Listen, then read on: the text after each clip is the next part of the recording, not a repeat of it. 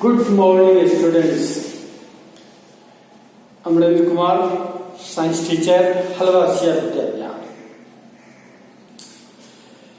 Today, study chapter 6, animal tissue. Animal tissue divided into 4 types.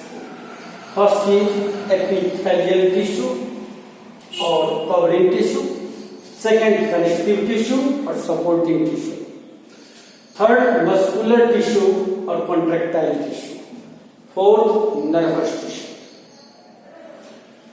Epithelial tissue and connective tissue studies in a previous video, explained in a previous video. Today explain muscular tissue and nervous tissue. ये दोनों हमने कब पढ़ा? पिछले video में हमारे पास एक में एपिथेलियल को बताया था, दूसरे में कनेक्टिव टिश्यू को बताया था और इनके पार्ट्स को एक्सप्लेन किया. आज जो हम करेंगे वो मस्कुलर टिश्यू करेंगे. Muscular tissue is the special tissue that helps in A movements of. अब हमने बॉडी पार्ट्स को, चाहे एक्सटर्नल हो, इंटरनल हो, अदर पार्ट्स हो, ये सभी जो मूवमेंट्स होते हैं, चाहे हम फूड को लेते हैं और उसका डाइजेशन होता है, उसका अंदर मूवमेंट्स होता रहता है. हार्ट हमारा है, हार्ट बीट होता रहता है और ये मूवमेंट करते रहते हैं. तो ये हमारे इंटरनल ऑर्गन है. एक्सटर्नल है, हम मूव करते हैं in search of food. It is the special property of a animals. तो animals tissue are motile means movement. इसमें क्या हो गए? मूवमेंट्स होते हैं. तो हमारे बॉडी पार्ट्स का जो मूवमेंट है वो due to the muscular tissue. It is also known as a muscles fiber. known as a muscle fiber. And the muscular tissue, it consists of a special type of protein known as a contractile protein. This protein causes contraction and relaxation in a special type of cells, and that cells causes movements in the body. तो अब हमारे पास क्या आ गया? Muscular tissue. इसको हम क्या बोलते हैं? कॉन्ट्रैक्टाइल. क्यों कहते हैं कॉन्ट्रैक्टाइल? क्योंकि इसके अंदर मस्कुलर टिश्यू में स्पेशल टाइप के प्रोटीन प्रेजेंट होते हैं और उस प्रोटीन का काम क्या है? Contraction and relaxation. और इस कॉन्ट्रैक्शन और रिलैक्सेशन से क्या होंगे? मूवमेंट होते हैं. किसमें होंगे? Movement in body parts. External parts हैं और हमारे जो इंटरनल ऑर्गन है दैट ऑल्सो मूव. जैसे डाइजेस्टिव सिस्टम के अंदर जो फूड हम लेते हैं माउथ में, और माउथ से हमारे अंदर इसोफेगस, स्टमक से इंटेस्टाइन, ये जो मूवमेंट होता है this is due to the muscular tissue. So muscular tissue is the main tissue that provides movement. और ये आपको अरेंज होते हैं parallel and helps in movements throughout the body. अब इस मस्कुलर टिश्यू को ब्रॉडली क्लासिफाई करते हैं 3 पार्ट्स में. फर्स्ट हमारा पार्ट है स्ट्रिएटेड मसल्स, सेकेंड है अनस्ट्रिएटेड मसल्स और थर्ड हमारा होता है कार्डिक मसल्स. अब इसमें देखिए सबसे पहले स्ट्रिएटेड. अब इसको हम स्ट्रिएटेड मसल्स क्यों कहेंगे? स्ट्रिएटेड मसल्स क्यों कहेंगे? This is due to striation presents in a muscles, and it is also called skeletal muscles. अब स्केलेटल क्यों कहेंगे? कि ये हमारे लॉन्ग बोन्स है, ये हमारे बॉडी का जो ढांचा है, हमारे लॉन्ग बोन्स हैं, लिम्स हैं, इनके साथ अटैच होता है। So it is also called skeletal muscle. And next एक और इसका नाम हम कहते हैं वॉलेंट्री मसल्स। वॉलेंट्री मसल्स क्यों कहेंगे? This is due to it is under control of a brain. It do not work without the brain. It means it is controlled by brain. Brain इसको नियंत्रित करता है और ब्रेन क्या है उस तरह से इसमें मूवमेंट होते हैं। So it is also known as a voluntary muscles. तो voluntary muscles it is, अब इसके स्ट्रक्चर को हम देखेंगे। स्ट्रक्चर को स्ट्रेटेड मसल्स है। ये होता किस तरह का है?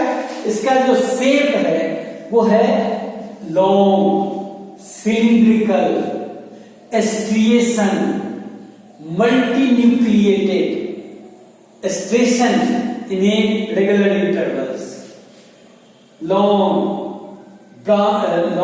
and unbranched such tissue is known as a striated muscles.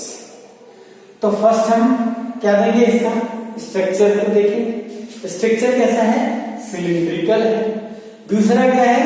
इसमें स्ट्रेशन है, लाइट एंड डार्क स्ट्रेशन चीज presents in a striated muscles. और इसका क्या है? Multi nucleated, many nuclei are presents and it helps in the movements of the body parts and it presents in the body walls, attached to the body walls, limbs, long bones, which attached with such muscles and movements in such parts due to these muscles. Striated muscles is known as voluntary muscles because it is under control of a brain. Brain control such tissue. Second हमारा आता है unstriated muscles. Unstriated का मतलब होता है इसके अंदर स्ट्रेशन नहीं होते, ये स्मूथ हैं, लेकिन इनका शेप क्या है? Spindle shape. इसके शेप क्या होंगे? स्पाइंडल। स्पाइंडल का मतलब क्या हो गया? नुकीला सा इसका स्पाइंडल शेप्स हैं। और ये न्यूक्लियस यूनिन्यूक्लिएटेड होते हैं। ये जो सेल्स हैं क्या है? यूनिन्यूक्लिएटेड है। और क्या होता है? ये स्मूथ मसल्स। ये आपको क्या होंगे? Smooth muscles. And involuntary means without the will, it is not under control of a brain and works through out contraction and relaxation through out. Such tissue is called unstriated muscles.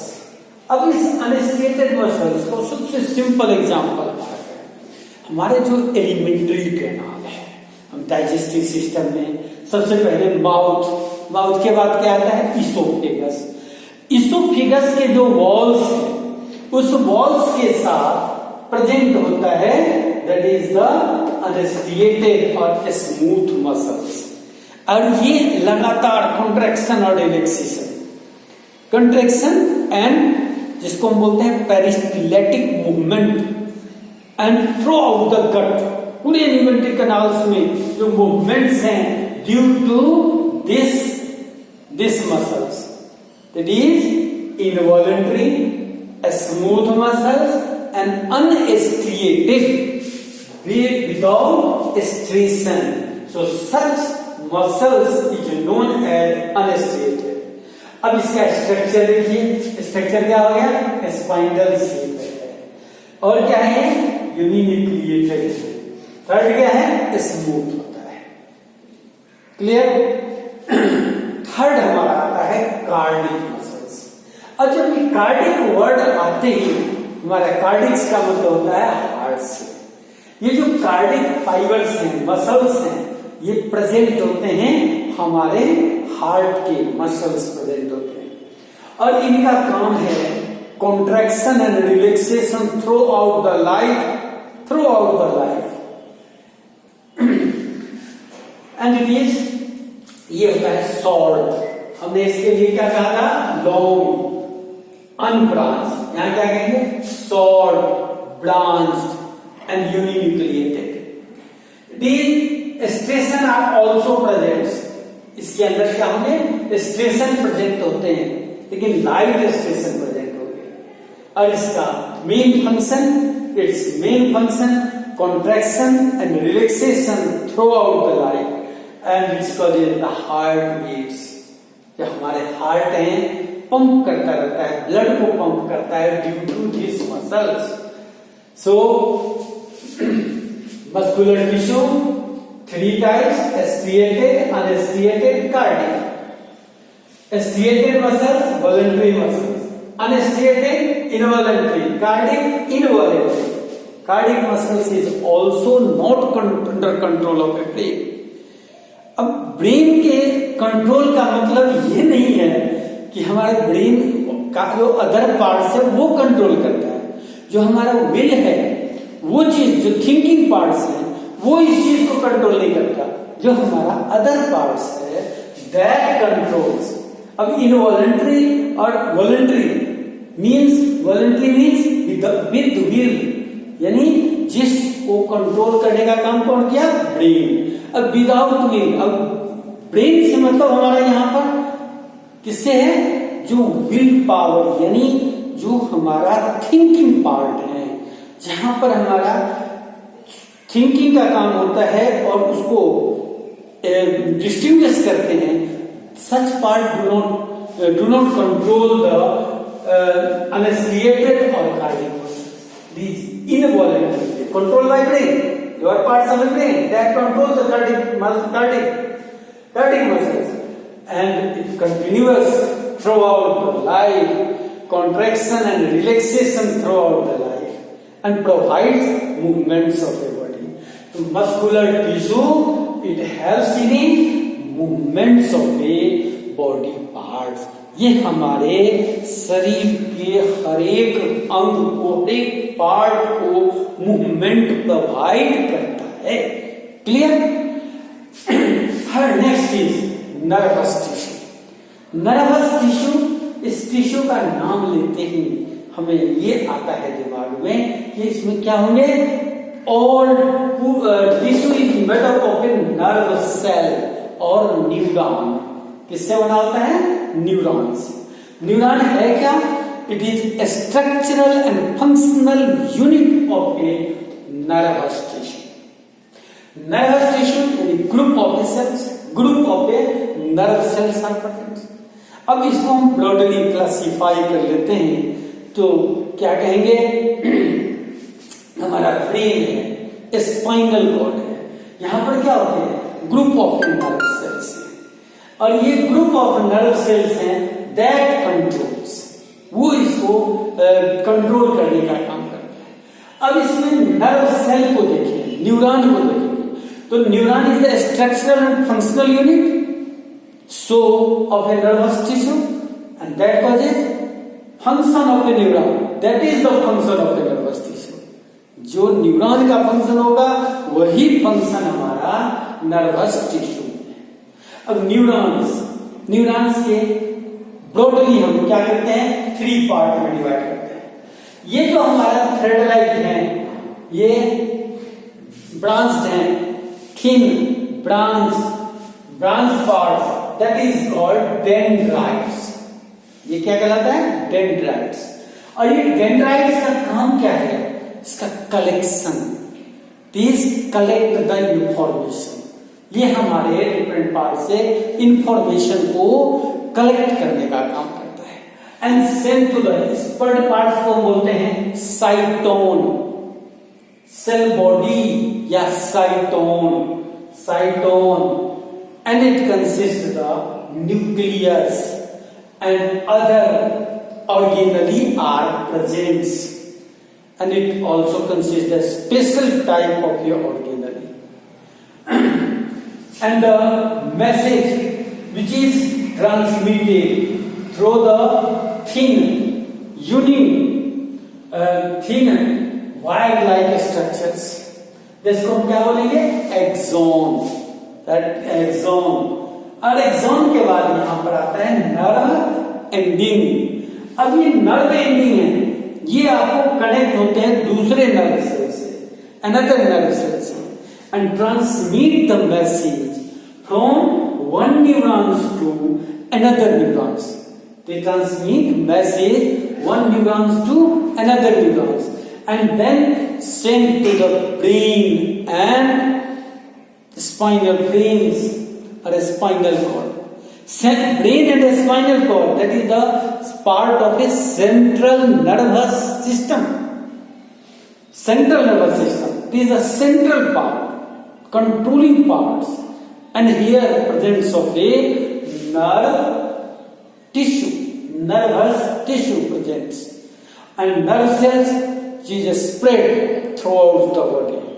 It is thin, long, about 1 meter long, thread-like structures are its main function: transmit the message, transmit the information from one part to another parts of a body.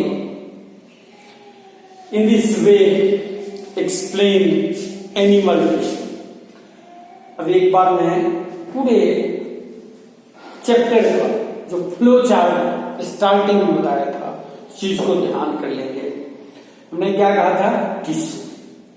Tissue क्या हो गया? Group of sales having common origin, perform particular function and similar structure, originated, common origins.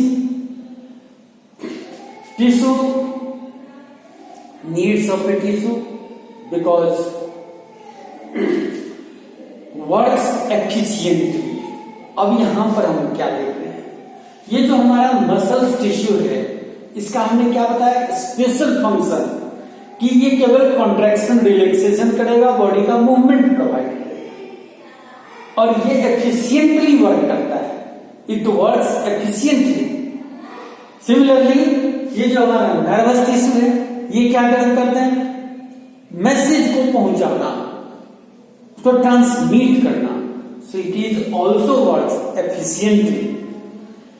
Similarly other parts हैं, connective का काम है वो अलग करते हैं, एपिथेलियल का काम है वो अलग करता है। प्लांट्स में, प्लांट टिश्यू के अंदर 2 पार्ट्स में डिवाइड करते हैं, मेरिस्टेमेटिक है, परमानेंट है। अब मेरिस्टेमेटिक का क्या हो गया? उसका फंक्शन केवल डिवाइड होना और नए सेल्स को बनाना, ग्रोथ एंड डेवलपमेंट्स में हेल्प करना। जो हमारे डिफरेंट बॉडी पार्ट्स हैं उनमें ग्रोथ करना, ये मेरिस्टेमेटिक टिश्यू का मेन काम हो गया। परमानेंट टिश्यू हो गया, परमानेंट को भी 2 पार्ट में डिवाइड कर लिया। परमानेंट में आपको आ गया सिंपल परमानेंट और कॉम्प्लेक्स परमानेंट। सिंपल परमानेंट है, उनके फंक्शन अलग अलग है। सिंपल परमानेंट में फेरेनिकाइमा, कोलेनिकाइमा, स्केलेटकाइमा, ये परमानेंट होते हैं, फिक्स्ड होते हैं, थ्रू आउट पार्ट्स में है। और जो स्केलेटकाइमा है वो स्ट्रेंथ प्रोवाइड करता है। ठीक इसी तरह कॉम्प्लेक्स परमानेंट टिश्यू है। कॉम्प्लेक्स परमानेंट टिश्यू में 2 पार्ट हो गया, जाइलम हो गया, फ्लोएम हो गया। अब जाइलम का काम क्या है? फिक्स मेन काम इसका है मैकेनिकल स्ट्रेंथ और दूसरा ट्रांसपोर्ट वाटर और minerals. And phloem tissue transport the food materials. It means division of labor in a multicellular organism and work efficiently. So tissue needed in a multicellular organism and such tissue that combines to form the organ. Clear? Okay.